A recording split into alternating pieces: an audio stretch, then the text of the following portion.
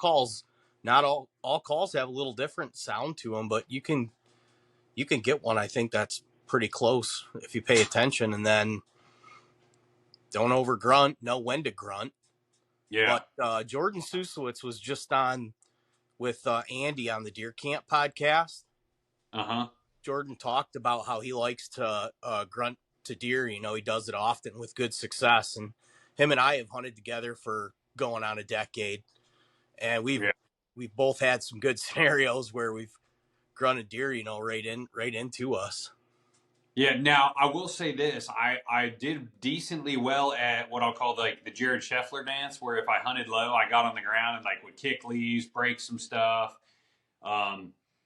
break leaves in like a deer cadence. And I had a buck come over and check that out. And then, so get this, I'm up in the tree, you know, 10, 12 foot, and he's like 40, and he's looking down my way to see if he can see the action of what, you know, I tried to paint the picture with.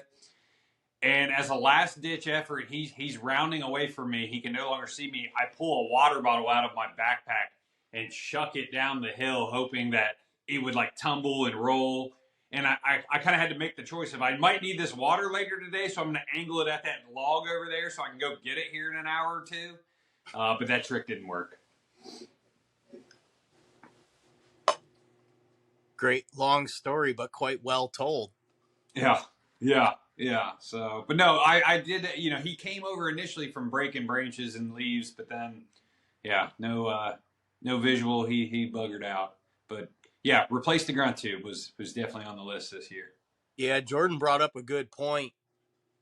People should listen to it. Go listen to it, because that's what these deer do. They'll come into 60 to 40 yards and they'll just hang up and stop, and they'll stand there for forever. You know, like 28 minutes have gone by, and you're like, did I just imagine what happened? You know, that I heard, like, I've had this scenario happen where it's like crunchy and cold and calm out.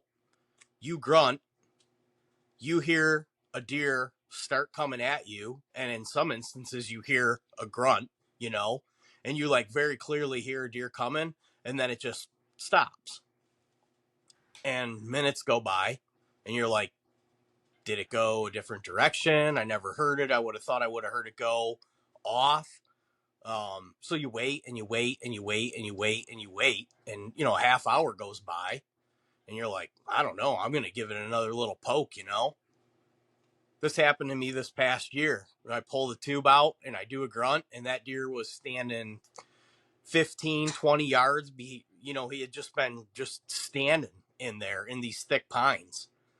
But, you know, maybe that is exaggeration. Maybe he was 25 or 30 yards. But it was enough to where when I blew that call one time of him being within that distance, he snapped his head up, you know, he just instantly blew and ran.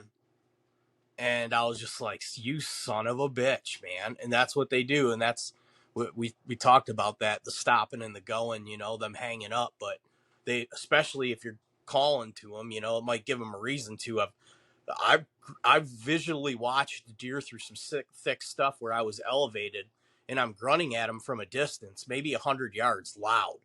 But they hear me finally, and they'll come to that 40 and 60, and they'll just stay there and kind of hang out, you know, and then they might even start raking a tree or whatever, going back a little bit, and you hit it again, and they'll just stand there. But they're waiting to see a deer or see a deer move around to associate to them that this is 100% legit.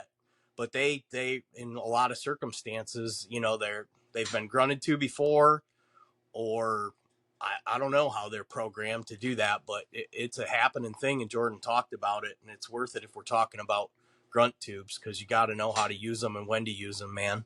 They can make or break you. Yeah. They're like trick plays in the NFL, Byron. That's a great comparison right there. Yeah. Make or break, boom or bust. Do you drink beers in a garage? That's exactly why the garage bar was invented. Unfolds in seconds, ready to go. Pull your wood out and enjoy a cold one.